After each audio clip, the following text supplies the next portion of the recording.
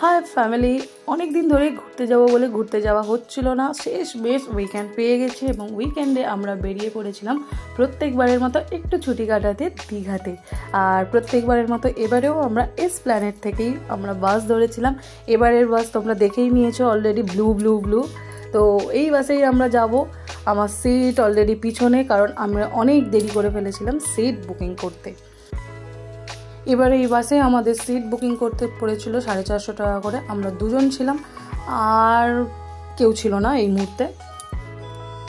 বিশ্বাস করো, উইকেন্ডের জন্য না আগে থেকে খুব একটা প্ল্যান করতে পছন্দ করি না।